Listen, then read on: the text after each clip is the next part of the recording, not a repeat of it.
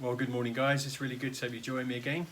I'm doing a message today for the fourth Sunday of Advent, and the theme is that of peace.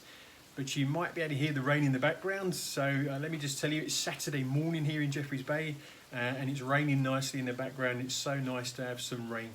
But as I say, this message is for the fourth Sunday of Advent, and the theme for today is that of peace. So I want to speak to you this morning a little bit about peace. I want to start with a couple of verses. The first one is from the Old Testament and the book of Isaiah, Isaiah chapter 9 verse 6, and it says, "For to us a child is born, to us a son is given, and the government shall be on his shoulder, and his name shall be called Wonderful Counselor, Mighty God, Everlasting Father, Prince of Peace."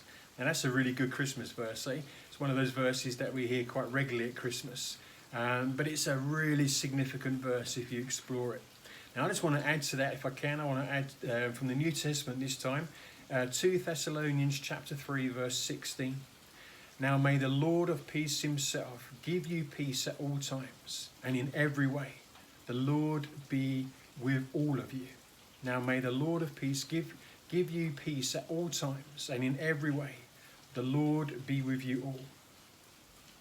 You know, peace isn't something that we necessarily think of on the last week of Christmas as we run up to Christmas.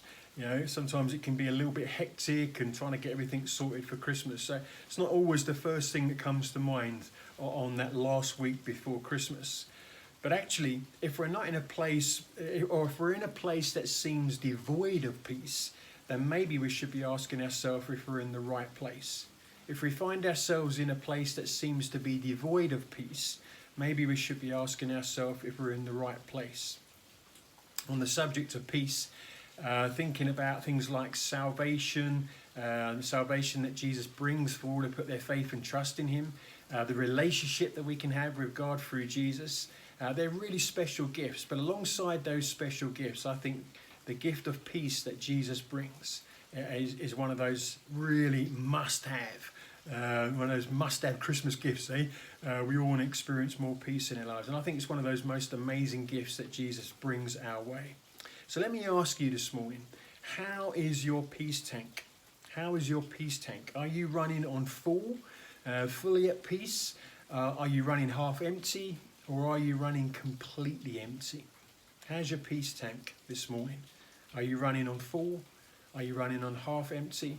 Or worse still, are you completely empty? Maybe things are just so hectic in your life at the moment, or in your work on the run up to Christmas. Maybe things are just so hectic that peace feels like a distant dream for you. Isn't it amazing how external things can rob us of our peace?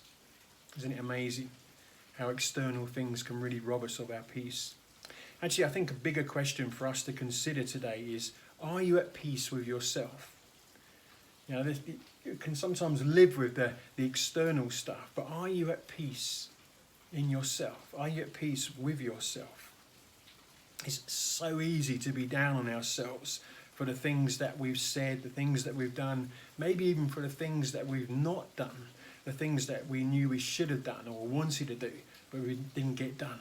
As we run up towards the end of the year, maybe you're thinking back over the last year and thinking, oh, I wish I'd got that done.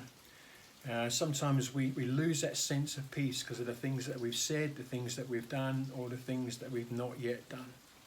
And we get filled with regrets. And actually regrets can be healthy in some ways if they point us towards improvements.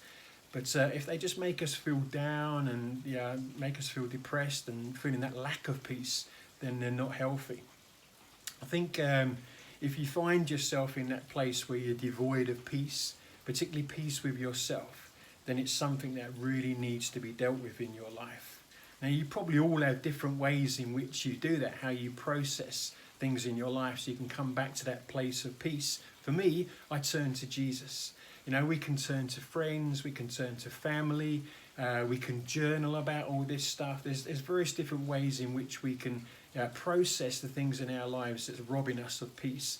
But for me, the chief way, and I use all of those different tactics, but the chief way for me is to turn to Jesus. I turn and I process my stuff with the Prince of Peace. And he invites you this Christmas, and actually every day, to do likewise. And so as Christmas fast approaches, I want to say to you, don't sit in a place where you feel devoid of peace. I want to encourage you to process the stuff in your life that's robbing you of that peace. And I want to invite you to meet the Prince of Peace this Christmas. Meet the Prince of Peace. Let me just close this morning with that verse again from Thessalonians. Let me just speak it over your life. I really want to speak this over your life. Now may the Lord of peace, the Prince of Peace, Jesus himself, give you peace. When? Give you peace at all times and in every way. At all times and in every way. The Lord be with you all. May the Lord of peace himself give you peace at all times and in every way. The Lord be with you all, particularly in this Christmas season. Merry Christmas, guys. Thanks for joining me. I look forward to speaking to you again soon. Bless you guys.